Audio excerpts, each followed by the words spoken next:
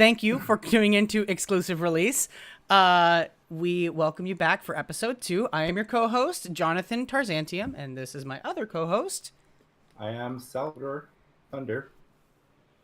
Ulloa. Great. Just great introduction. I love it. I wasn't Very ready smooth. for that. Yeah, you're telling me to talk, and I'm not ready to talk on my podcast. All right. Well, we have a couple things first to go ahead and shout out to. First, let's go ahead and shout out to our Twitch chat for letting us know that I forgot to turn on the sound. And number 2, to all of you guys for tuning in once again. I also need to thank, it was Roy the Hamster for creating our wonderful pre-stream mix. I appreciate that greatly. Really helps kind of create the atmosphere beforehand for our stream.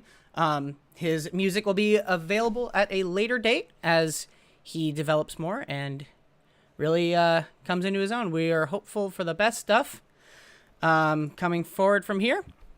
And then also, thank you very much to our first supporter, Advocate for Gamers, a company that supports streamers and other kinds of professional gamers looking for support in terms of really pushing forward in their careers. They are agents that will help get the sponsorships and the forward planning that you need to really push your career into the next level. So thank you very much, A4G. Their website is advocateforgamers.com. Check them out. And thank you again. So no reason to wait off any longer. So the first thing that we're going to be talking about, and yes, we have a new overlay. We've changed up a couple of things. Yeah. I don't know if you guys noticed. Big changes. Yeah, Big changes. we're moving up in the world. It's pretty good. We got a sponsor. Yeah. Kind of. kind of sponsor, and we got music now, and we got all our kinds production of value has gone up at least 25%. I would say even like a solid 30%. So, yeah. Our first discussion topic today is Labo. Now, if you don't know what Labo is, or Labo, I don't know how it's pronounced. To be completely honest, I think it's Labo. I think Labo. So it is Nintendo Labo. So if you don't know what that is, you probably are not alone, because there was a couple things that I saw on Reddit over the last week or so, and it is essentially a product that Nintendo is pushing for their most recent system, the Nintendo Switch, that kind of gives this kind of new support for some of their games. And what it is essentially broken down is they're kits that you buy that are cardboard that you fold in and you cut and you shape, and there are different kinds of like simple mechanics that support it, and they give you like strings and stuff. It's kind of like a tinkerer's dream. And what it does is that it'll fit in with your Switch. So what you'll do is you'll, for those of you who don't know, I mean, I guess you probably know what a Switch is, because it is the best-selling console out currently, the modern console. In 2017. Yeah. In 2017, yeah. So the best-selling console in 2017 was the Nintendo Switch, which their big selling point was the whole Switch thing is that the system is a singular screen that you can take and plug into things, and they have a dock so that if you want to play in your home that you can set up with the traditional gaming system, but you can also take it on the go. It's self-supportive and has a battery, and the controllers can be removed from the sides and plugged into other add-ons. And the most recent add-on they've created is the Nintendo Labo, which are these, like I mentioned, cardboard kind of foldables. It's a cardboard backpack. Yeah, and so there's it's really interesting. They've got a lot of different ones that they've already released. There's two kits, but one of them is its like own big thing, and the other one's like a couple of different things. So the first kit. Okay. Okay, I see. Yeah, the robot first kit and the variety kit. Okay, yeah. So in the first kit, there's like, what is it? Like it's a piano, little like foldable piano, and there's a bike. A house. 2 race cars. I fucking guess. A fishing rod. I was gonna say, I know there's a fishing rod in there that's got like a string on it, and ultimately you're probably asking yourself, okay, what's the point of all these cardboard things? Well, you are supposed to be able to put your Switch like onto them in like in a certain position, and like put the Joy-Cons in places that it has a meaningful effect, because the piano will actually like play like it, like you can use it to like kind of play with. And I understand that it's kind of strange of a thought. Like, why are you selling me cardboard for the? It really is just cardboard, right? Yeah, I mean, I think This it's is. just. By the way, I don't know anything about this. I I'm believe learning right now. I think that there might be some circuitry in it. I'm not 100% sure because there isn't a lot out there that I saw already. But the big thing that I want to talk about it is that the other kit that Sal mentioned is a robot kit. It's got like this like cardboard backpack that you wear that you like tie a bunch of strings to, and it's got a bunch of pulleys. So it's almost got this kind of like haptic feedback thing. And it's very, very strange. And I believe that they're setting out like software support and like there's supposed to be games that go with it. Ultimately, I mean, I don't want to spend too much time on it because there's still a lot to come out on it in the future. But you got that hesitation. I'm watching the trailer right now. They're literally they're selling cardboard for $70. Yeah. So, well, here's what I want to say, because like how is this okay? I can make this in my fucking garage. What I will say is that I definitely get the hesitation about it. Like, there definitely is a reasonable like case against the Nintendo Labo. Like, why are you selling us cardboard? I think that one of the big things that if for those who are watching live, there was just a link put in the Twitch chat if you want to watch the trailer. There are a lot of hesitations that I have about it, even personally. But the big reason that I wanted to talk about it is that I've always kind of been a supporter of the Nintendo attitude of innovation for pushing boundaries on how they do things. The motion control it wouldn't really be where it is today without, the Wii. I remember when the Wii first came out and like how crazy it was that like it had like motion tracking, and then what was it? PS Move, right? And the Xbox Connect. And they all tried to push for their own kind of like motion tracking, and none of them really did as well. They all kind of I mean, the Wii was like the big reason behind that probably was that the Wii that was its thing. Every game was built to be played like that. I think Nintendo really started the sort of artificial reality kind of, not VR, artificial reality aspect of gaming right now. The kind of motion tracking, enhanced reality sort of. Yeah, that's probably the most accurate enhanced reality. This kind of like one-to-one control was what they were going for, and that was really, I thought that was pretty cool. And certainly there have been some things that Nintendo has kind of flopped on. I mean, Roy is saying something in the chat. It's like the Wii, like the Wii gun. Yeah, it's like the Wii gun, except it's fucking cardboard. How am I like the only one that doesn't realize? You a sheet of fucking cardboard that you fold into shapes. But it's got instructions on how to fold it. I'm watching the video. I understand how most of them work. It's just motion detecting. Yeah. I don't know how the fuck they're doing the piano. That's some black magic shit. Yeah, that's why literally they're just pushing down on cardboard, and then maybe one of the things that perhaps it's like maybe there's circuitry involved. I don't know if they've got some kind of circuitry going on, or some kind of like receptive, like when you pull this does it on the controller or whatever. I don't know. It's tough to say. There isn't a lot that I've seen because like they haven't. It's not like there's been It's not like there's been like, hey, so guys, this is my unboxing of Labo, and here's me playing it, and not all the streamers are hopping on it yet, because, is it just pre-order right now? I think it's just pre-order. It's just pre-order, so it's not available to... on the video, there's a lot more kits than they're available for pre-order. Like, there's a lot more that they're not selling yet. And some look pretty cool, like the camera.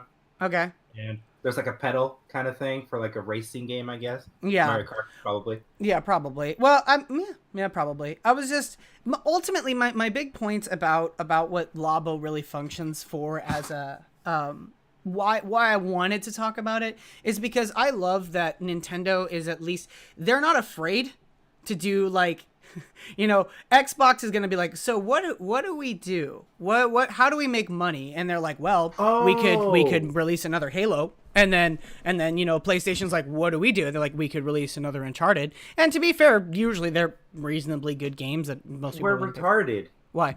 What? Why? It's $80 because it comes with a video game. It comes with a game. Yeah, so Roy the Hamster was asking, is there like a specific games you have to play? It like each kid comes with the games that you can play with. That's okay. Now I'm on board. Now they're selling you cardboard for $10. I'm okay with that. I mean, Okay. I'm an Apple fan. That's basically what they do for me. But right, Jonathan. We're not diving into. We're not ready for that discussion. That's next week. Next week will be an 8-hour Apple versus Android debate. Tune in. Oh God, no, thank you. We're not doing that.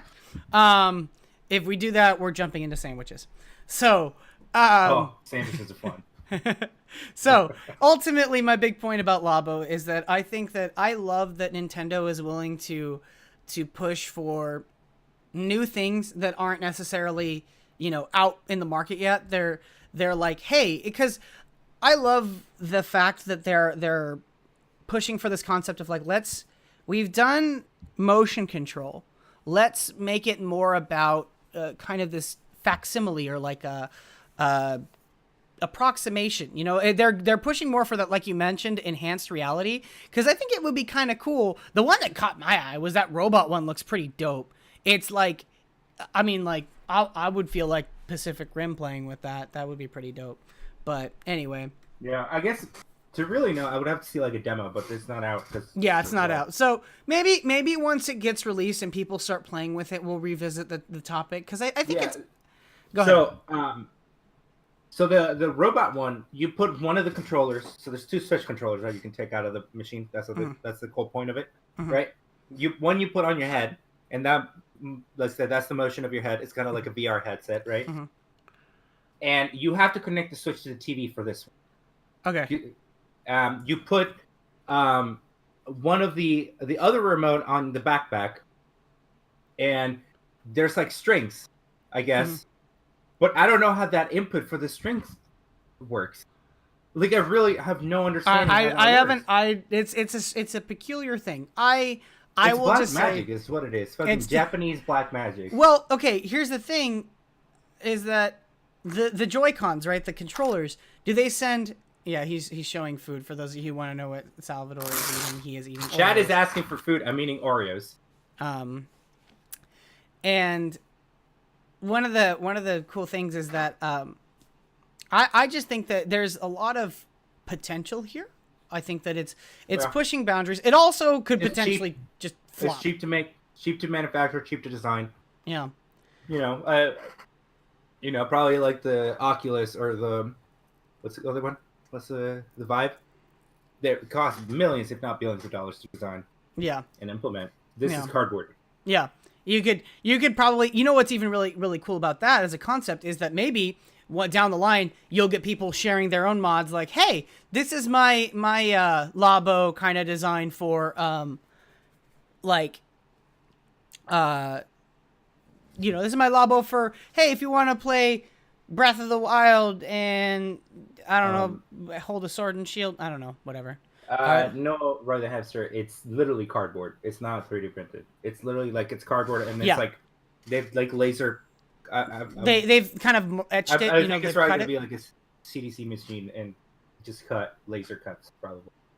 Yeah, there's it's not 3D printed. It's quite literally cardboard, which is why you get literally a slice of cardboard or like a slab of cardboard that has cutouts, and you just fold it into the shapes that the instructions tell you to. That's cool. All right. So, do you want to talk about something else that's been? No, I mean, I think Labo. I think we've sold the point on Labo. The big thing that I want to just kind of keep an eye on it, because I think that it's interesting, just as a concept. Maybe not even like, oh, I want to buy it because I don't have a Switch. I think that it's I maybe will one day want a Switch, but because I think it's a kind of a cool concept. I always love the way Nintendo does what it does. But I definitely want to watch it. We'll revisit it once it gets released and we see more about what actually is going on. I've been planning to buy a Switch. Like I really want to. I played with my little cousins and it's fucking dope. I want to play some Zelda. I want to play some Mario Odyssey. Those games look amazing. I think I mean we could. So if I get one, we'll talk about it on stream. Perfect. Probably. Yeah, that'd be great. Not anytime soon though. Thank you for the follow. That was to Uncle Jackalby. Thank you for following. So next up, what we are going to be talking about has been long awaited. The Doc returns. So for those of you who don't know, Dr. Disrespect, one of the biggest, the biggest PUBG streamer and a massive just overall streamer. Lots of people know the name Dr. Disrespect. Very he a couple was when did it happen, the whole debacle? It was like late December. Okay, so in late December, and I don't really think we should get into the whole drama of it. Yeah, I just want to talk about him coming back because there's no point. So he left. He stopped streaming for a couple months for personal reasons, which you can find pretty easily if you Google it. That's not what we're here to talk about. What we're here to talk about is we're here to talk about the thank you, Roy the Hamster, for the follow very much. We're here to talk about his return. So go ahead. I want to talk about him because last week or 2 weeks ago, Tyler 1 returned to League of Legends. Yeah, that dude has been streaming. He just couldn't stream League, and I don't know anything about League. And I tuned into that stream. Yeah, it was 350,000 viewers. Yeah, it was huge. Twitch's record. I don't think the Doc can break it because Tyler 1 I think is bigger because he has a bigger audience. I think that League is also a bigger game. Bigger game, obviously, but also it's the Doc. I mean, you know what I mean? Yeah, it's the Doc, and also okay. I think that a little bit of the drama that's relevant. You need to know why he left because I think that's important to the discussion. Yeah, is that the reason he left was because he came out and onto stream and he admitted that he cheated on his wife. Out of character. Yeah. So an important thing to know about Doc. He's a character. He's literally a character. Yeah. Yeah. Go ahead. Oh, I was just gonna say he's a character. The Dr. Disrespect is a persona that every time that he streams, he sells this big, persona that really helps him a lot. The great streamers usually have some kind of character. Tyler 1, I mean, look at Tyler 1. Tyler 1's thing is no, that's not a character. I really think he's out of his fucking mind. Oh, I mean, that's entirely possible, but it's this like total upsell. I think that like even if that's who he really is, it definitely is something that that's how you make your imprint on Twitch. You've got to be someone worth watching, and the Doc does that by creating this insane character wearing these the glasses that he has that are and he has all these crazy catchphrases, and it's great. But yeah, so he tweeted last Friday a video. A little bit weird. I'm going to say it. I love the Doc. Weird video. If you could link it in chat for me, Sal, that'd be great. Yeah, I'll look here. Yeah, he's coming back February 25th. February 6th. What are you talking about? Or is it 5th? February 5th. It's February 5th. Yeah. He's coming back February 5th, which is in just over a week. And it's kind of interesting to think about the fact that the Doc isn't just a lot. The entire like Twitch community kind of before this kind of fell in love with who the Doc was because he's just this crazy, hilarious guy who could top the. He could finish it off with actually really great gameplay. He was insanely good. He probably still is. He's best sniper in the game. Best sniper in the game. He's insanely good at PUBG, PlayerUnknown Battlegrounds, which he plays pretty much exclusively. Did he ever stream anything other than that? No, he started in H1Z1. Well, he started. If you want to go really back, he started as a Call of Duty YouTuber. Back when like T Martin and Nate Shot. FBS Russia, Gamer Tag, all those people were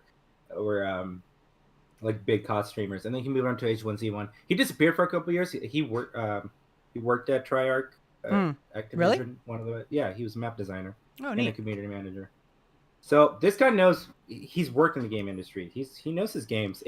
What's great about him too is he shits on the games that he's playing.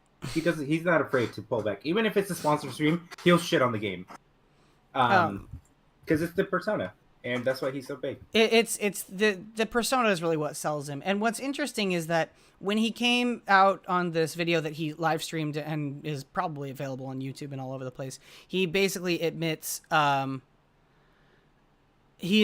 he cheated on his wife, and that he needs to leave Twitch for a while to take care of that, which is like kind of interesting because it's this kind of like, I don't really know anyone personally who's like, it's fine, he cheated on his wife. Most people are like, wow, that's not cool. It's not cool, but also it's not my life, and he's just an entertainer for me. Yeah, that's an important question, you know, like, is like, how many people, because I'll tell you personally, I mean, like, because this is like from not as like as a important Twitch anyone. I'm just as a gamer who watched his gameplay. Big. I don't know what you're talking about. What are we at right now? We're at like what, like 8 viewers? Oh my god, we're pretty big. We're up there. This is good, guys. We're growing.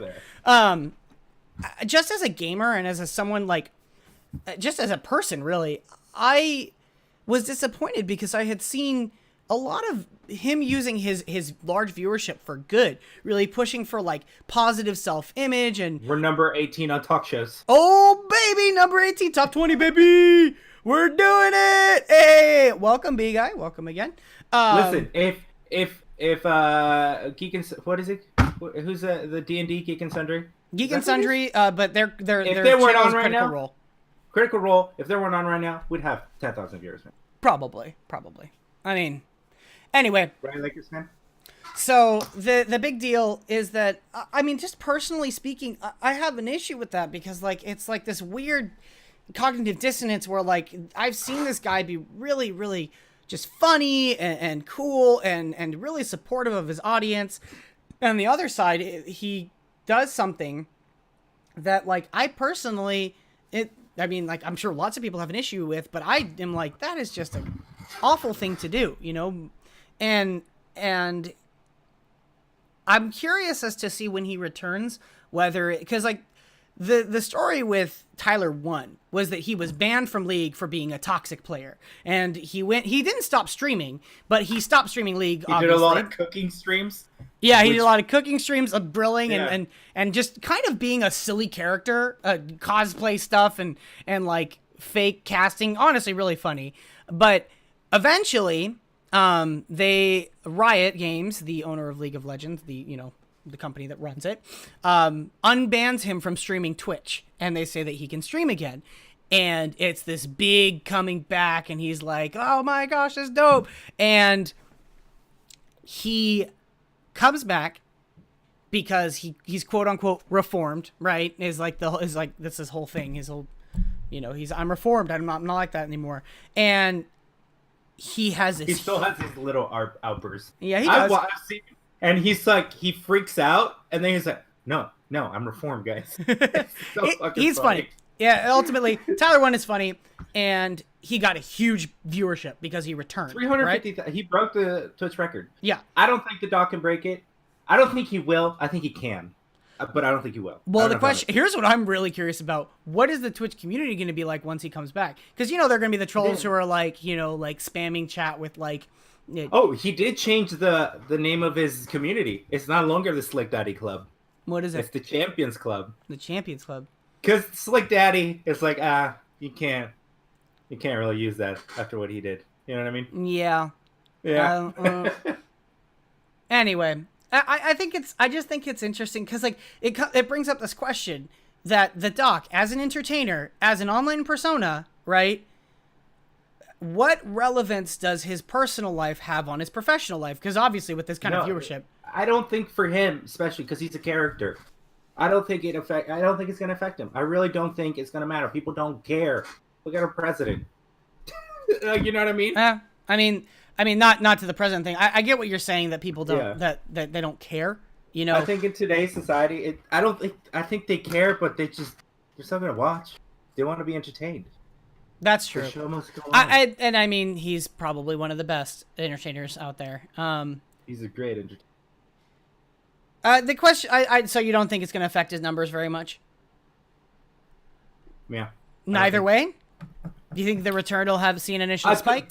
Yeah, I think he's going to get a huge return. Huge. Well, here's an interesting question, because there are plenty of people who, like, I'll bet never played PUBG, and They'll tune in. they'll tune in. You know, like I don't play League, and I tune in for Tyler's. yeah, like because the whole point is like, oh, it's a return stream. It's like, what's the big deal? Plus, I mean, even if you don't play PUBG, let's be real, humans, they're into gossip, and they're like, oh, a big streamer got caught cheating. Well, I'll listen to that, and they watch the video, and now they're like, well, he's coming back. I wonder what that'll be like. So, and then the question is, will any of those people stick around? You know, will his numbers actually go up? So, I don't know. Do you have anything else to add on the topic? Fuck you, Connor. That's what I gotta say. He was trolling us, and we fell for it. When he asked if cardboard was... Did he 3D print? That's why I stopped answering the questions, because I realized that. He's asking if he 3D print the cardboard. I was being a nice host. I misread the question in the first place. I thought he said, is it cardboard cutouts or is it 3D printed? That's what I thought he said. And then when I realized that what he was saying is the cardboard 3D printed, I'm like, I'm not going to answer that. But you know what? Fuck him. Anyway. Thank you for the music, though. Yeah. So, are we good on the dog? Do you want to... Yeah, I think we pretty much covered it. I think it'll be a big comeback. Okay. So it'll be worth watching February 5th, right? Yep. I'll probably be tuning in. I'll see where it goes. I'll be at work, but I'll catch the replay. All right, so we're going to move on to the next big topic, which maybe some of you are into personally. I will tell you that I haven't actually gotten a lot to participate, but I have a big interest in it, which is the Overwatch League. The professional league, what is it? How would you call it? International? It's international, yeah. It is international. The International League countries of Esports for Overwatch, which, yeah. I think there's a lot to say about it. So Sal, why don't I let you take the wheel on this one for just a little bit, and then we really want to talk about the design aspect of the league, which I think is pretty genius. Mm-hmm. They got away with team names like Envious and C9 and Liquid because, and they took their cues from regular sport games like basketball, NFL, soccer, everything. They put them in a city, and they changed it into. They do still have names like LA is the Gladiators and the Valiant. LA has 2 teams. And then they're still the same teams. They just changed names and changed locations or got a set location. What used to be Envious, owned by Mark Cuban, actually, is now Dallas. It's Dallas. I don't remember the name of it. There's a lot of teams. Yeah. What's cool about it is they've done like a lot of Dallas Fuel. That's what it's called. A lot of sports team or leagues do is that they have 2 divisions. They have the Atlantic Division, they have Pacific Division. What's cool, especially for the Atlantic Division, is that it's international. There is no, not the Atlantic, the Pacific Division. Yeah, I said the Pacific Division. Pacific Division only has Dallas, LA, the other LA team, San Francisco, Seoul in Korea, and Shanghai, China, which is really nice. And the Atlantic has London Spitfire, which is in England. I think it's super smart the way they're doing about it. They have an arena. They have like a set arena. It doesn't move around all over the place. It's in Burbank in Los Angeles. It's a really nice arena. What's the like time frame? How often is it? What's the season of it? When is it? Do we know? Not quite sure, but they've been playing like every day for the past 2 weeks. Like so the next game is Seoul versus New York Excelsior in 18 hours. Okay. So well, one of the big things that you're like what you're touching on is that like and kind of thematically speaking, because I love even just the idea and concept behind esports. I am a big proponent for the support of it as a genuine media. I think that it's up until recently. I mean, recently it's exploded. There has been far more support, far more viewership. A real, what was it in 2014? The visa, professional gamers could get an athlete's visa to come and compete here, which made it a lot easier for them to come and compete because like before they had to apply for like, what was it, like work or something like that. Like an H1 visa. Yeah, and they couldn't because like you want to come here to play video games? No, and it created issues like more often than not. But now because they can apply as athletes and it's like the United States recognizes that and The United States really has been lagging behind in esports for a long time. Yeah, I think Europe and Korea especially have been leading it. A little bit China of too, I China, guess. a little Yeah, bit of China. But mostly Korea and because I mean, most of them come out of Korea. I mean, because Korea's been on the competitive gaming scene since Koreans, dude. They're up early there. 2000s. They've been, you used to be able to watch StarCraft at the airport on TVs, like in like early 2000s. So the big thing is that like I love the push for esports and really supporting competitive gaming as a genuine, medium and career. And I mean, Number 16 on talk shows. Oh baby, we keep going up. We're going up on the way up, babies. The big thing that cause like when did LCS start? League of Legends professional scene. It was like, oh gosh, I want to say it was like maybe 5 years ago, something like that. The big thing was that last year, I think it was, they beat the NBA Finals, like Game 7. They beat season 3 of League of Legends. But the question is, what year is what I'm curious about. Yeah, okay. wait, I don't. So yeah, 5 or 6 years ago. I think 6 years ago. Yeah. Right. So the league, the LCS, got the finals, the world finals of the League of Legends championship had a larger viewership than the NBA Game 7 of their finals, which is huge. And their prize pot was bigger too. Which, I mean, like, we're beating real established sports now, guys. This is a big deal. And I think one of the reasons for the success of that was that, first off, it was a regular schedule. I think that personally, as someone who's been watching competitive gaming for a long time, my big issue was like I'd go to MLG in the spring, when it was at the Anaheim Convention Center, and then I would watch like GSL if it was in Korea whenever it came on. I quite frankly, sometimes I didn't know when tournaments were going to be. I would just kind of, oh hey, GSL's on, and I'd watch it. But now they're pushing for more regular seasons. They're pushing for regular schedules. Go ahead. Speaking on that, on Overwatch League, I'm looking at the schedule. It seems to me like they're going Wednesday to Saturday, 3 games every day, at least for stage 1. They're still in stage 1. Mm-hmm. What I don't get is why do they have 2 divisions, yet they have the Atlantic and Pacific. LA is in Pacific, Philadelphia is in Atlantic. Why are they playing each other in stage 1? That doesn't make sense to me. I don't know. You're talking to someone who I don't know. I've never been big. I've never followed the tournament scene. I mean, as much as I like being active, I'm not a. Yeah. I'm looking at all the stages, Wednesday through Friday, 4 days a week, 3 games a day. Okay, so it's predictable during when it's going, which is great. And here's another big thing: is that for gamers, I'll tell you what actually I think is really promoting their viewership is that for gamers, the Blizzard client, which if you play Hearthstone, StarCraft, World of Warcraft, Diablo, Overwatch, or now Destiny 2's on there, right? And Heroes of the Storm, right? If you play any of those games, you probably have the Blizzard client. And if you have the Blizzard client, it's right up there at the top tabs. Yeah, there's a tab. Although I will say, it fucking sucks. But, I mean, there's probably a link to the Twitch, right? No, it's like an integrated Twitch stream. No. It's not very good. It's pretty laggy. But the point is, it does tell people that it's on, right? It's on. Well, if you go to it doesn't. It's always up there. Mm-hmm. But it doesn't say if it's live or not. The way it does say it's live, if you go into Overwatch, and there's a tab, and it says Overwatch League live with the big red button. Mm-hmm. That's when you know it's live, if you're playing the game, which I think is smart. The other thing we want to talk about in-game is the skins that they have. They have team skins. Yeah. You want to talk about that?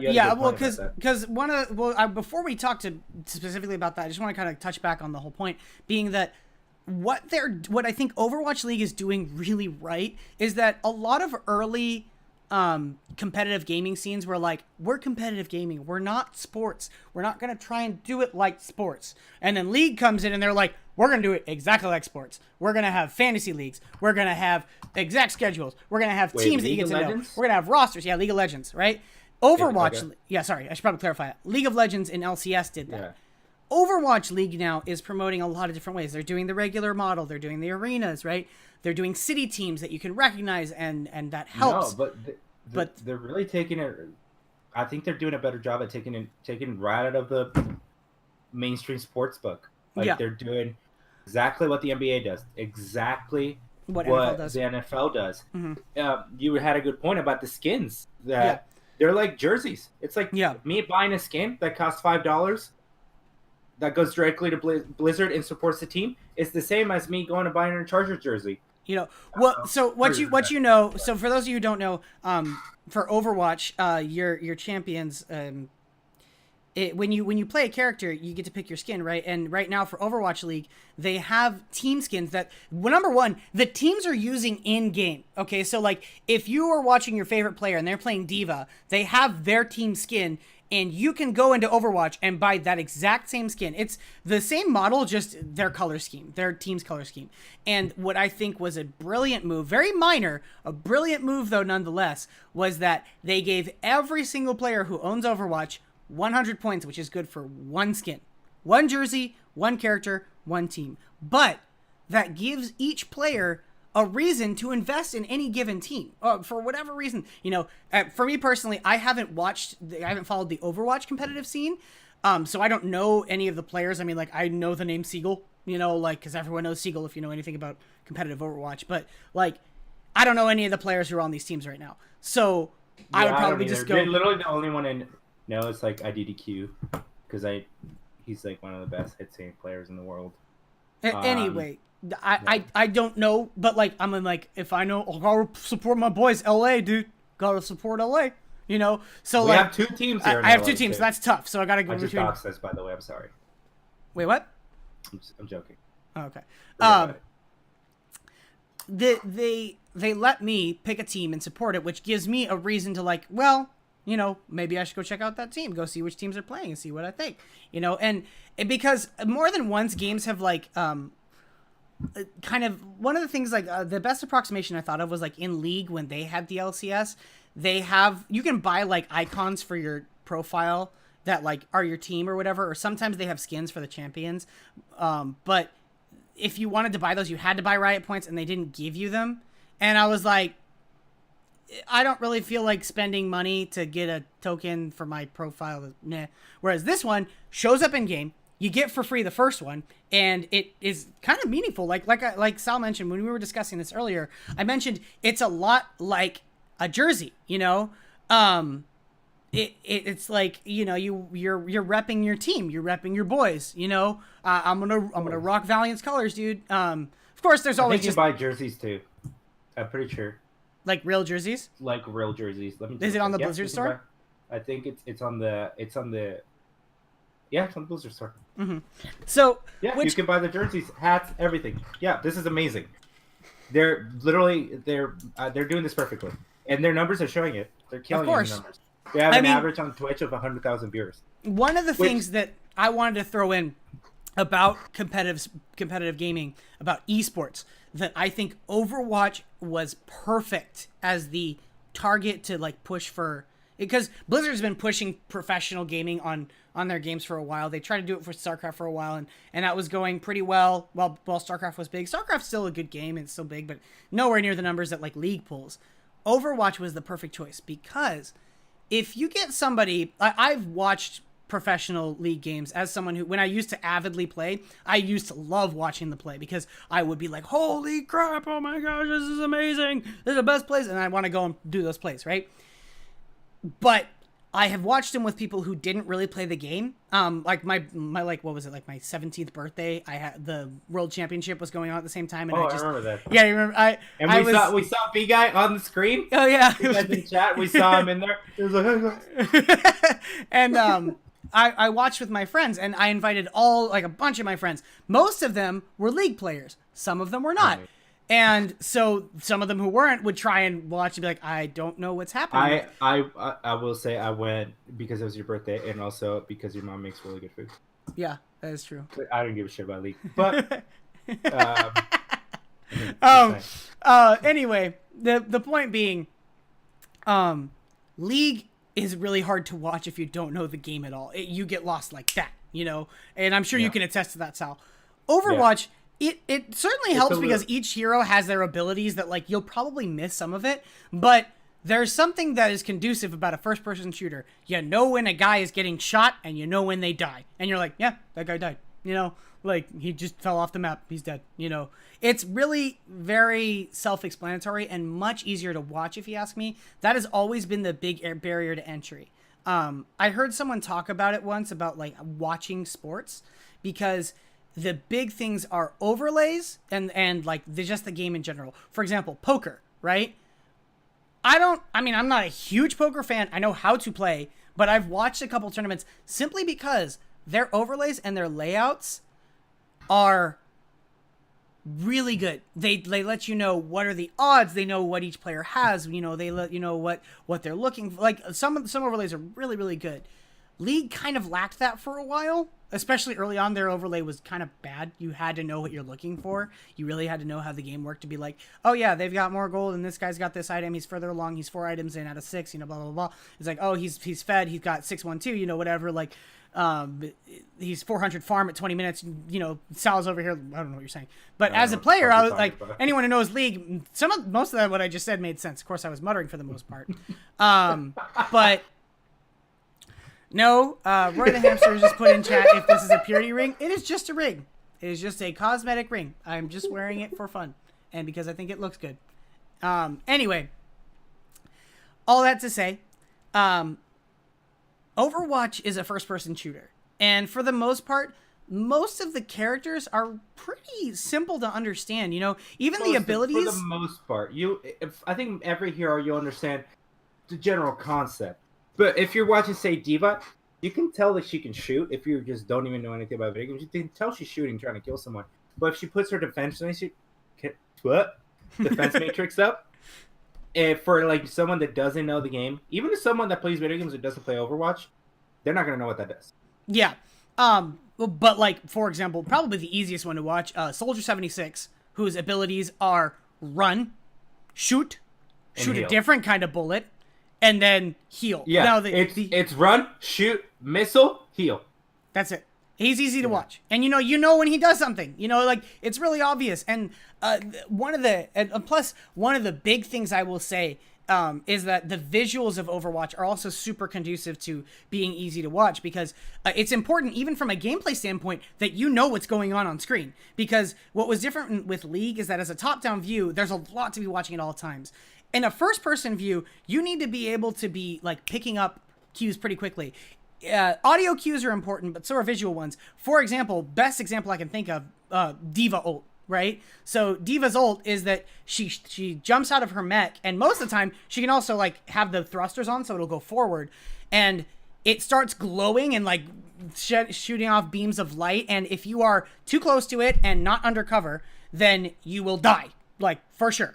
So you need to know, and the charging time, she says, you know, nerf this, and then like, it charges for what, like 3 or 4 seconds, and if you don't see it quick enough, you're dead.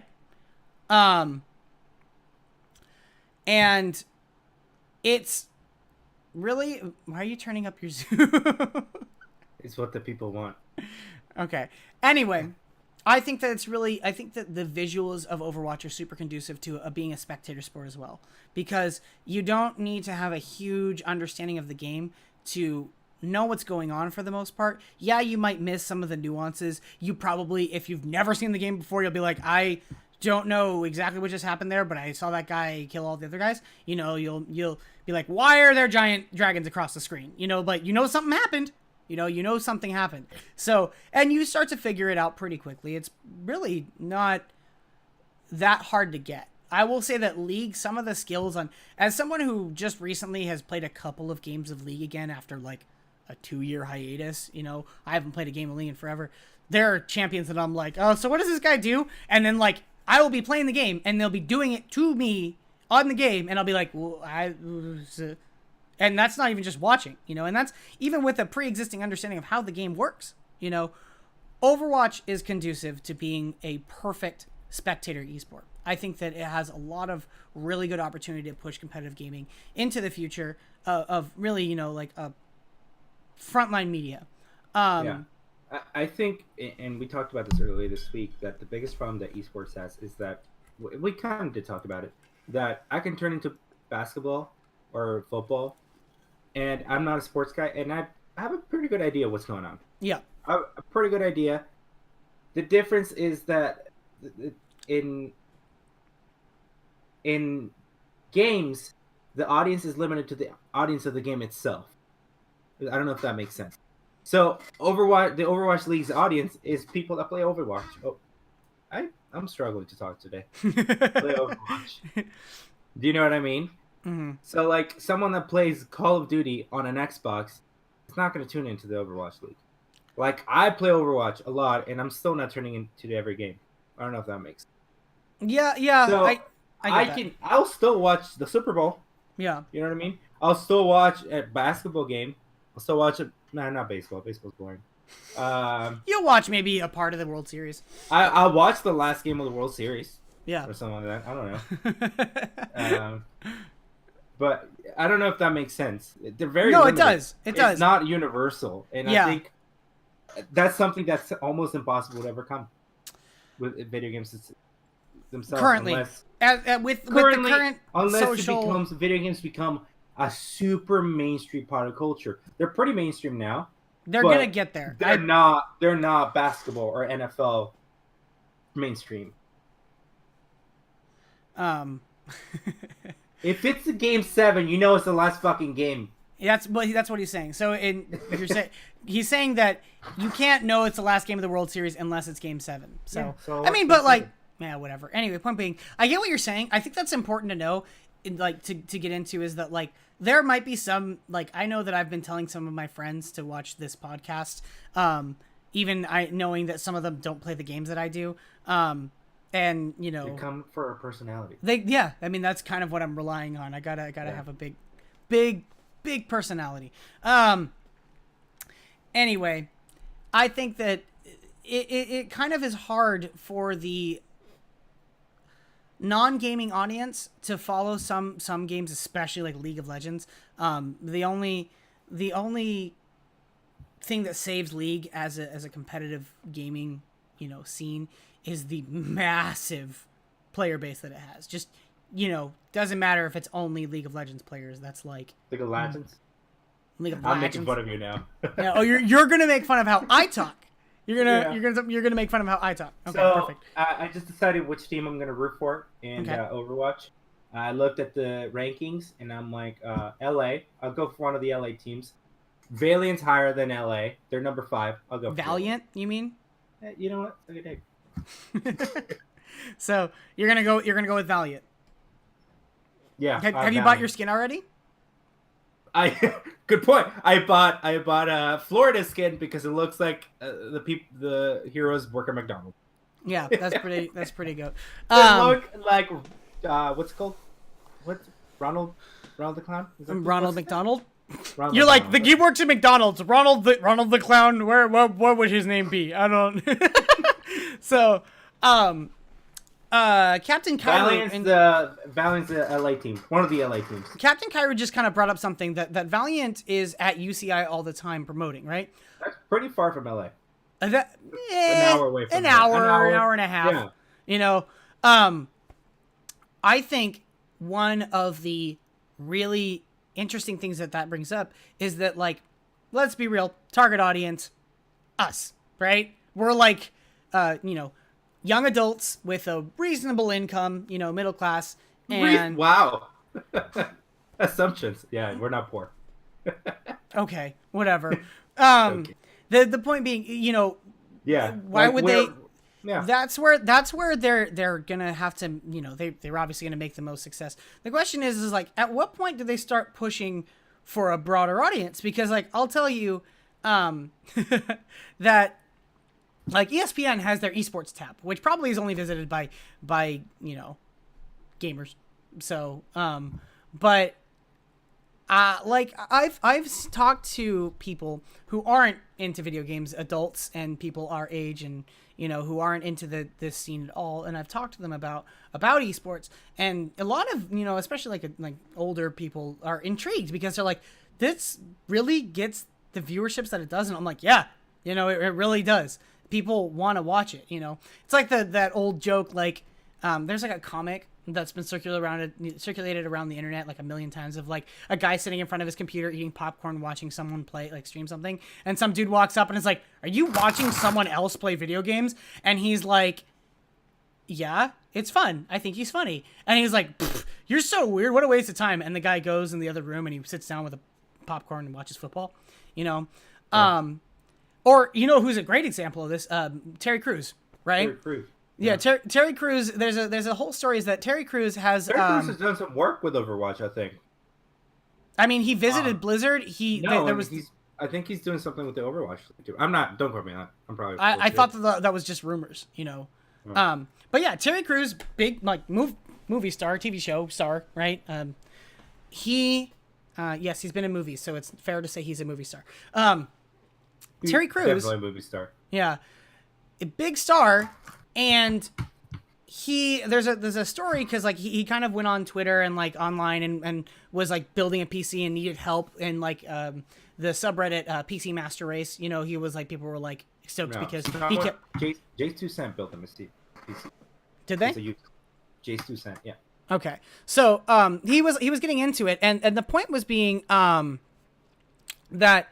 The story is that he walks into his son's room and his son is watching a stream and he's like, "Do you like this?" You know, and he says, "Yeah, I think it's great." And Terry Crews had absolutely no concept of why he would do that. And what was great was that rather than being like, "My son's a weirdo," he went, "I am losing contact with my son. I'm not getting something that's important to him." And instead of, you know, distancing it, he used it as a means of connecting. So he got into competitive game. He got into the PC gaming scene, and he got kind of like jumped on. And there was a meme for a while that he should voice Doomfist in Overwatch. But in Overwatch, a character, because Terry Crews' body wash commercials are kind of conducive to this big burly man. Anyway, it's this concept that I think there's a whole audience that isn't watching because they don't understand. It's not. I have a feeling that there are a lot of people who don't watch, who probably would. You know, I'd be willing to wager you give enough of people who, like, older people who haven't been exposed to this kind of media, the means to understand it better. And I have a feeling that many of them, it's not like this is like exclusively a millennial thing, you know. This is certainly easy to watch. It's enjoyable to watch. It's just that they lack the preceding knowledge, you know, which Overwatch has the potential for. It's not that hard to learn. Anyways. Yeah.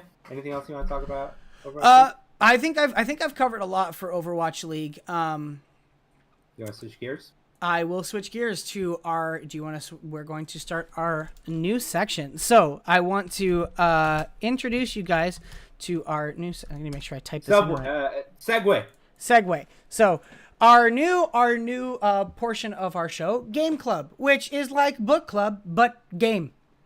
So what the concept of what we're going to do, just so you know for future reference, because we wanted to kind of have a pattern. We're going to try and we're still figuring out exclusive release a little bit. As you guys probably can tell, we're upping our production value. We're figuring out what we're doing. We're getting better about it. But the thing that we're going to try and see how this works, I think that you guys will like it. We want to be able to talk about games that we love, and we don't want to be restricted to just what's going on in the gaming world right now, because I don't want to have to buy every new game that comes out, although there are some ones that I wouldn't mind checking out. I saw Donkey just had a new dunk view for a game that I think would be worth checking out. Well, it starts with a C. I can't remember what it's called. But we're gonna the plan is essentially this, is that each one of us is going to take turns playing a game for 2 weeks, so that essentially we're going to alternate, and we're going to talk about that game that we've played for the last 2 weeks, have some gameplay footage, and discuss what the game is, what we enjoyed about it, blah, blah, blah, kind of that kind of information. Just share, and hopefully, if you guys just like hearing what we think about games, cool. If you want to check out the game, there's I'm not promoting explicitly, but there are some good games that I've played that I definitely would recommend. You know, my game this week that I'm getting into, I would highly recommend. So yeah, the general plan is every week one of us is going to be talking about a game. This week I will be talking. Next week Sal will be talking. We'll probably wait. You'll find out that week what game we're talking about. Yeah, and we'll try to do recent games, at least somewhat recent games. We want to talk about old games, revisit them, see if they still hold up. Yeah, stuff like that. Or just games that are good that we know are good. Yeah, or games that are good that we haven't played, something like that. Mm-hmm. Or games that you guys haven't played. Gaming talk show, so yeah, I mean, yeah, that's kind of it. It would be dumb to be a gaming talk show and not talk about games. So for this week, we are going to be talking about the game Faster Than Light. And ready for this? We're going to transition to our new overlay.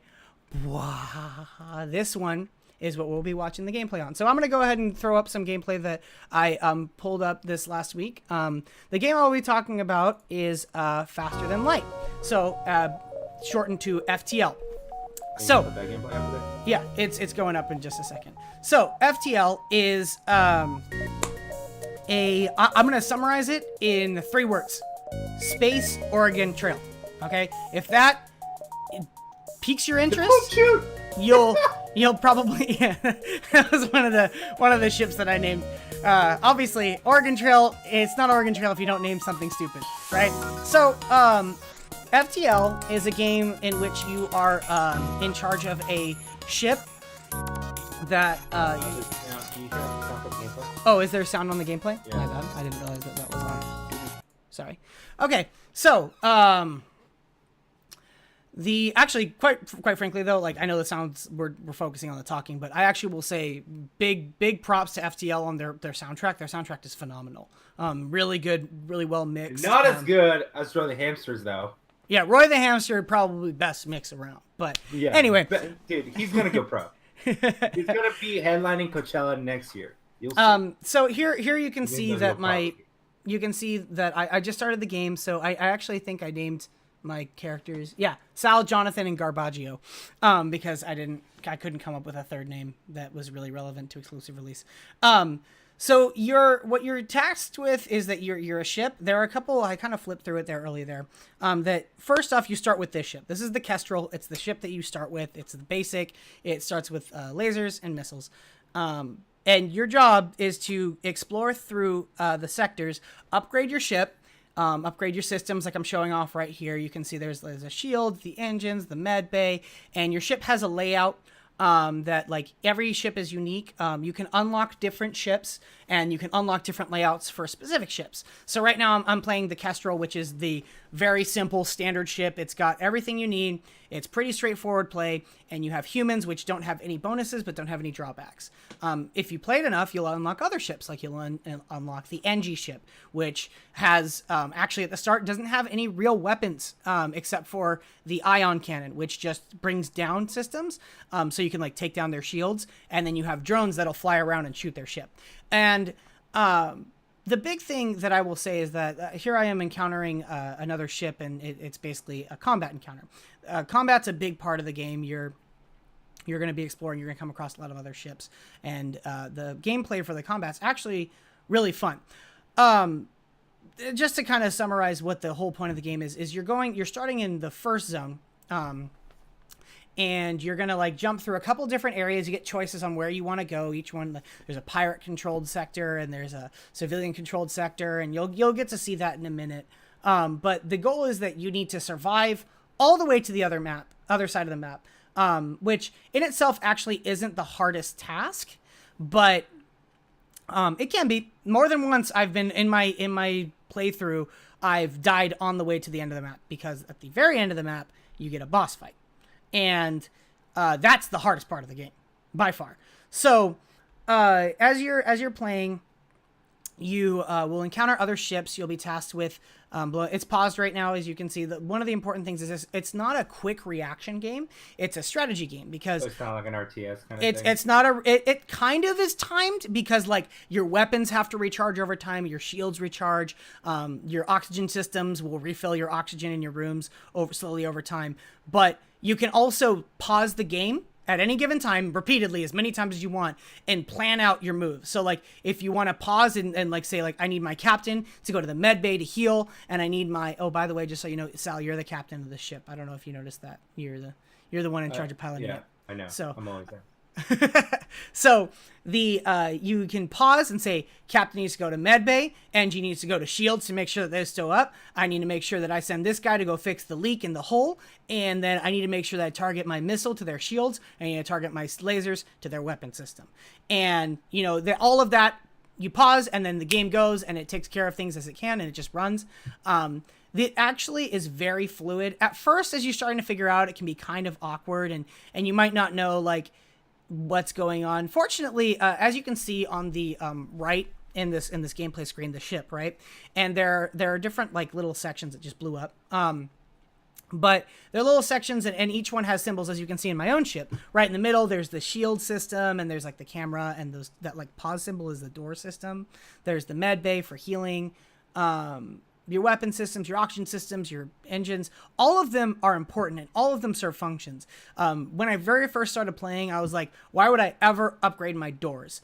And then I learned this really cool thing because my brother actually started playing the game, and he said, you don't upgrade your doors like super early. They're cheap, and it's super effective. I'm like, what do you do?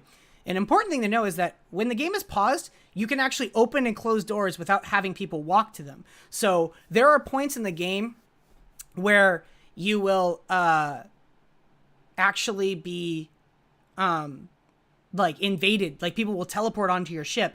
And what I like to do in that case is I like to make sure my doors are barricaded, and I just open the airlock, and all the air rushes out of the rooms and they suffocate, and I don't ever have to risk my crew because they never have to fight them, which is really cool. But of course, you know, that's not always the best option. Welcome Ace Platinum to the stream. My favorite fast food. Go ahead. Taco Bell, best person. I love Taco Bell. I'm between Taco Bell and In-N-Out, but I love In-N-Out's Taco pretty Bell. good. Anyway, back to Faster Than Light. The big thing is that there are a lot of different strategies that develop as you play, because you'll upgrade your ship, and as you'll see, like, you know, at the end of every fight, like usually you'll get like fuel, missiles, and some scrap, right? The important thing to know is that the most important resource is scrap, because it's essentially the currency in the game. It can be used to upgrade your ship directly, or it can be used at shops. Right here, I just came across kind of an encounter where it says there's a civilian ship being attacked by pirates. I have two choices: aid the ship or leave it alone. Now, I chose to aid the ship because I mean, you can roleplay if you want. There's a lot of times where you're allowed, you could like, there's no real motivation in-game systems that encourage you to roleplay. But it certainly can, you know, like more than once I've been like, I feel merciful today, and I don't, like, they'll ask for mercy, and like they'll say, we'll pay you if you don't blow up our ship. And oh, that was, I forgot I left that up. That was recording from, I was like, why did Discord just come up? I was recording that. So the big thing is that I'll probably cut that out later. Yeah, whatever. The big thing is that, like, these scraps, right, are the resources that you pay with. And you can go to shops, you can buy weapons, you can buy systems. There are all kinds of systems you can add to your ship. There's cloaking, there's drone systems, there's all kinds of different strategies that you can push for. And I will say that the really big thing is that so here's the map that it shows you. I didn't get a chance to really talk about this. This is how you can decide where you go. At the end, you see that there's a little green sign there that says exit, and that's where you need to go to move on to the next sector. Now, when I first played, my initial option. What's that warning? Okay, so the warning on the left is the Federation, or actually the rebels. So you are part of the Federation, you're part of the government, and you are carrying important information. You call it Death Star, you know, schematics if you want to, but you're carrying important information to your Federation allies, and the rebels are chasing you. And that warning area, you don't want to be in it because early on, especially early on, the Federation ships are very powerful and they will tear your ship apart really quickly, and you probably won't win. And if you do win, you don't get very much rewards. Your really big goal is to just get out of there. And you can see where they're going to be at the next jump, which can help you plan, do I have time to get to this next corner and come back? Because like the first initial, when I first played through, I was like, I just need to get to the end. And it was super easy because you just get to the end. You're like, all right, this is easy. And then you realize, oh, there's a boss fight. And I skipped like 1,000,000 points where I missed a bunch of scrap and my ship is super weak and I died instantly. So you need to kind of balance out this, like, managing your resources. Do you have enough fuel? Do you have enough health? If you run into another ship, can you win? Do you have enough time to get to the exit? You know, there's a lot of things you have to consider, and it really adds to the game that you have to make these decisions kind of like internally. Nothing tells you this. The first few times you're going to play it, I will be honest, like, you kind of probably are just going to fail. But that's okay because the games are pretty quick. They when you lose, it's not horribly hurtful. It is a roguelike. I probably should have mentioned that early because you only get one gameplay. So there aren't multiple save files, and if your ship blows up, that's the end of that gameplay. You just start over. Yeah, you just start all over. Of course, you could have unlocked other ships, and they have different starting points. But every time I boot up the Kestrel, it always has the Artemis, it always has the boost laser, and it always has 3 humans. And you can change the layout, but that's it. You know, so the whole 2012. A while ago, I want to say it was like I was playing it. I'm looking at it, 2012. Is it 2012? Okay, yeah, I was gonna say that sounds about right. Game. 6-year-old game. It is old, but they also have. The good thing about these kind of games, though, because of their art style, they don't really go out of style. Does that make sense? Same. Yeah. Same thing happened with Minecraft. Because when you look at a game, like, I don't know, like an old game that tries to be realistic, you're gonna look at it and be like, wow, these graphics are fucking horrendous. But if you go to Minecraft, you're gonna be like, it's fucking Minecraft, dude. You don't play for the graphics. Yeah, like same thing for this game, I think. Yeah, one of the things that, like, I'm going to use a term a lot because I heard it once, and it's really, really effective for describing kind of the concept you're getting at. There is a major difference between graphics and aesthetic. Okay, graphics are the physical capabilities of your display. Are there how many polygons you got? What's your frame rate? Blah blah blah blah. What's your resolution? Your anti-aliasing. All of those things that make games look realistic or really good, and then the aesthetic is the general theme of how you want your game to look. Like, for example, a game with great graphics but garbage aesthetic is pretty much most newer Call of Duties, because you get like gray and really good buildings, but they're gray and they're bland and they're well, I mean, I don't think that's fair. Okay, Call of Duty is a bit different. Yeah, but the point being, Call of Duty, if you're playing multiplayer for Call of Duty, you're not playing for the graphics, and if you're playing for the gameplay, if you're playing a single player, you're playing for the story. And well, the surroundings are beautiful. They're also realistic. Yeah, you know what I mean. Fair enough. When Call of Duty goes to Paris, it looks like fucking Paris. If when they go to Rio de Janeiro, it looks like Rio de Janeiro. To me, that was just an example that I kind of pulled out now. But I'm sure most people who have played a game know kind of what I'm talking about. There have been games with great graphics that just kind of are bland. Then there's games that have garbage graphics and fantastic aesthetics, like Minecraft.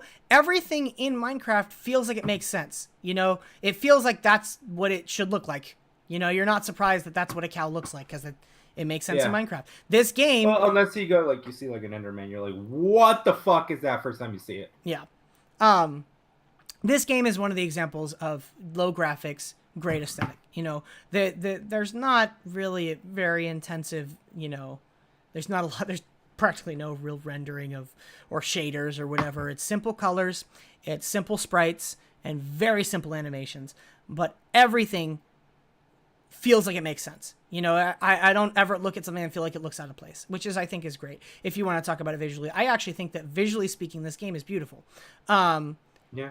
I also think that, like I mentioned earlier, as far as soundtrack goes, this game has a really, really good soundtrack. I actually listen to it while I'm studying because it's very soothing. You just turn on the game. Yeah, no, there's a YouTube playlist of it. I mean, like I could, but like there's a YouTube playlist of it, and actually I think it's on Spotify too. And there's a lot of different ways that the decision making goes into this game. Like if you want to watch this combat, the first thing that I do with my early ship every single time with the Kestrel, missiles go through shields. They don't get blocked by shields. Lasers get blocked by shields. Now, what I will do most fights, take out the shield with the missile, with the missiles, and then immediately follow up with a laser to their weapon systems so that they can't fire back. And then I basically just kind of get to pick off their ship as I go. Now, sometimes that doesn't get to work all the time because like you'll come across a rebel ship and it'll say, oh, if you'll notice, my ship just lit on fire there. You might get to see as I jump. My ship's on fire and I opened all the doors to the airlock. So all the air will rush out and it'll put out the fire. I'm actually shopping right now. Oh, okay. Yeah, so that's... Wait, do you have to kill the enemy ships? No, not every single time. Sometimes you get the choice of either avoiding the fight, and sometimes can you like board them? Can you like pirate that shit? You can't take the ship, but you can board them. You can like kill their crew, and then basically it makes fighting the ship a lot easier. But oh, okay. Yeah, so there's these are upgrades to the ship, and there's like you can buy new aliens. I actually think I hire this NG guy here in the middle. They each other race other than humans. Okay, never mind. Yeah, they each one of these species, like they're very obvious. Like that's an NG. I think the left one's a Zoltan and the right one's a Rockman. And like I buy an NG here because they repair faster and. Is he like that guy from Thor? Like, oh, there goes another one. That rock guy from Thor. Oh, I know what you're talking about now. Yes, if you would like to imagine that, I mean, he's just kind of like an 18 pixel sprite. So if you want to imagine that's who he is, sure. I like the roleplay in my head. So the big thing that I appreciate about this game is that there's a lot of different ways to play it, and it develops as it goes. So like I mentioned at the beginning of the game with the Kestrel, pretty much every single fight I start off the same. I missile their shields so that their shields are down, and then I shoot lasers at their weaponry, so I don't have to worry about that. But as you go along, you'll encounter situations like this, where you spot a rebel ship, and you can either avoid it or you can fight him. And remember how I mentioned that sometimes the fight changes? This is a rebel ship. If it gets away, it's going to tell the rebels where I'm at, and the wave will advance faster. I don't want them getting away. How do I keep them from getting away? I blow out their engines. So I immediately target their engines with my missiles. First priority, take care of the engines. I don't want them getting away. So as you can see, I did my. What's the engines? S? The thing you click? No, the left one's the shield. The one in the middle is the engines. The one that kind of looks like a cone. Yeah, so that's their engines. I just targeted it, and you can see at the top of the screen there, enemy FTL delayed. Their faster than light jump is delayed, which is what FTL stands for, faster than light, which is the kind of travel that ships do because they move faster than light from point to point. Which is why the movement around the map is a point system. You know, you jump from different points because you're jumping from point to point faster than light. And each ship, you know, sometimes the fights change. You know, first off, like this one, I didn't want to have them get away and let the Federation know that the rebels know that I'm coming. So I took out their engines first.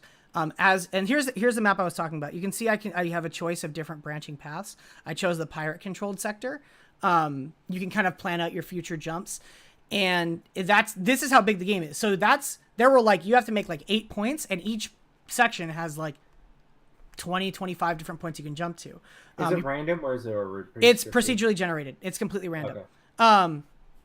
So you know, each game played through is completely different, which is, you know, kind of like Oregon Trail. You know, like I said, each time you played through, like you probably would take the same path, but sometimes, you know, people you encounter would be different, you know.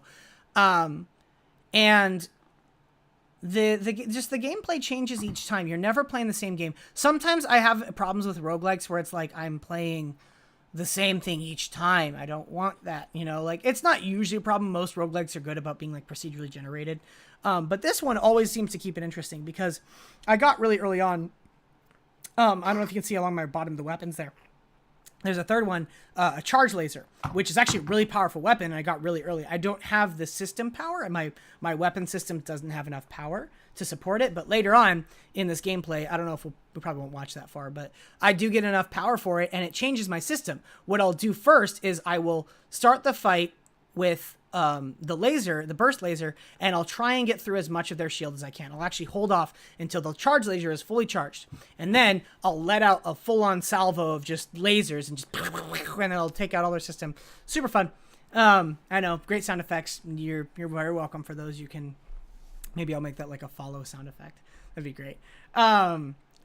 So as you're playing, you know, the gameplay decisions that you make are constantly changing. Yes, I'm By the way, it's not episode 1. This is episode 2. Did I say episode 1? No, it's on the stream title. Oh, you're right. On the stream title, Yeah. It's episode 1. That was my mistake. Quick. I will have to change that. Yeah. So the coolest thing about it to me is that it changes how you play, as you go through it, and you're never playing the same game twice, because you'll get new upgrades. Sometimes, like, you'll save a civilian ship from pirates, and they'll be like, here, we don't have much to offer, but we have a really talented engineer who can upgrade your reactor, or can put in a drone system for you. And now all of a sudden you have a drone system. You're like, I didn't pay for this, and now I have a drone system, and I didn't buy any drones. And now you're like, okay, I can either buy drones, or it came with one, and like, okay, does this change how I fight? Of course, also there's your hull at the top of the screen. That's your health that gets damaged over time, either by guns or sometimes by intruders like I have right here. And you have to, you get them repaired at shops. And shops are kind of few and far between. They're not rare, but you don't always know where one is. You can only see where one is when you're one jump away from it, unless you get like map data, which you can collect in little side quests or something. Sometimes like you'll save, or you'll like run into a rebel ship, you'll blow it up, you'll be like, you collected their data and now you have the map of the area. It's like, that's helpful. The big thing is that like it'll change throughout as you play, and you'll get this like drone system, and you're like, oh, should I use it? Sometimes you don't use it because your system right now works. Or you'll be like, hey, this is really cool. And then you'll like go to the shop and you'll buy stuff. Or like I was mentioning about the hull, that's another resource you have to manage. You don't always get to repair. Usually right now I'm at full health, which is great, but that's not always the case. A lot of times you'll get into a fight that you're not ready for, and you'll have to decide. When you first get into a fight, your faster than light charge starts charging. And it doesn't right from the get-go. Like, you can try and survive long enough and try and just jump away before the fight finishes, or you can try and win the fight, or all kinds of options. But you really have to manage that kind of stuff, because more than once I've been in a situation where it's like, I really need scrap because my ship is not where I want it to be in terms of weapon systems or whatever. But I can't afford to start another fight right now, because like I'll come across a pirate ship and it's like, they haven't detected you yet. Do you want to engage? And then it's like, I know I'm good at fighting. I know my weapon systems are probably better than theirs, but there's always the chance that I'm not ready for something because each fight's different. Maybe I don't have a good fighting crew and they teleport 4 mantises over, which are all really good at fighting. And I'm like, well, I'm in a bad place. I wasn't ready for that. So it's really this kind of risk-reward situation. That's always the game you're playing, is risk-reward, risk-reward. Do I jump back closer to the Federation? Am I going to have enough time? It's like a balancing game. Yeah. Yeah. Which is, you know, it's always a balancing game, and you're always changing up your tactics. Ultimately, this is one of my favorite games. I come back to it quite often. You know, I'll need something relaxing to play, or because it's not super stressful, which is a cool thing. It definitely can be interesting. You'll you know, from time to time you'll be like, what decisions should I make? And I like right here, I tried to make, they're like, I have to save a ship that's on fire. I can either try and put out the fire, save their people, or leave them alone. And each one can give me different things. Like, maybe if I save their people, I get a new crew member. Or sometimes when you try to go save the people, like just happened, I get hurt and get some scrap because their ship blew up. Sometimes you'll lose your own crew members, and it's really risky. You're always balancing. Everything is a resource in this game. Everything. And you always have to be thinking about that stuff. Now, if it's not like if you forget, you will die. It's like, okay, you might lose some of your... It's about maximizing your efficiency. You know, you have to watch your fuel. I just got a new crew member, you know. So, overall, one of my favorite games. It's available on PC. It's available on iPad, I believe, actually. I don't know if they've ported it. Yeah, it's available on iPad. I'll play it on my iPad. Yeah, I was going to say, this is available on iPad, which is, I think, a really good move for it. I highly recommend it. It is one of my favorite games. I come back to it quite often, especially if you like roguelikes and strategic games. I haven't personally gotten to play it on iPad, so you have to tell me how the user interface is. But overall, definitely a game that I recommend to all my players. It's probably I think it's like $10 or something like that. It's not that expensive. It's $15 on Steam. Is it $15 on Steam? Overall, it's a very good game. And yes, I highly recommend it. $10 on the iPad. Yeah, is it $10 on the iPad? Okay. There's a couple different... you can play this game. I've played this game... I don't know. I have to check how much long I've played it. I've played it... I have played it for 50 hours, and I am nowhere near done playing it. There's nowhere near done with everything. Nowhere near bored of it. You know, it's a great game. I actually I haven't beaten the final boss yet because it's that hard. It's pretty dang hard. My tip to anyone who would play it: if you see a cloaking device and you can afford it, get it. So that was my insider tip to you. So I mean, that's all I have to say for this game club. Sounds good. It sounds Faster Than Light. Yeah, definitely check it out. Especially if you like games that you don't need to like. I mean, because everyone's got their times where they want to play hey, we're all playing PUBG or League or WoW or whatever, and want you to hop in, and you'll be like, yeah, sure. And there's other times where you've had a long day and you want to relax, and this is a perfect game for that. A fantastic game. I had a quick question. Did you see anything? Completely changing topics. Mm-hmm. Good job with the game review. Oh, thank you. We'll go ahead and I'll switch back to the other overlay for now. So, have you seen any of the Sea of Thieves stuff? No, I haven't. It looks really interesting. Obviously, we can't play it. It's closed beta, so it's and the NDA just lifted yesterday, so they just streamed for a little bit. It looks really interesting. It looks really fun to play with friends, like 3 or 4 friends. I'll have to check it out. I'll check it out. If it comes out, I think I'm gonna get it. Maybe we'll talk about it next week. That could be because then we'll have a better impression of it. Yeah. Well, the open beta is only open 2 more days, but yeah, I'll watch some. I mean, 2 more days is still 2 more days to get a better impression of it. Yeah. So we'll check it out. Maybe that's a little hint at what's going on next time. So, of course, as always, please everyone. Be sure to, if you haven't already, follow on Twitch and Twitter. Both of us, our stuff is right here.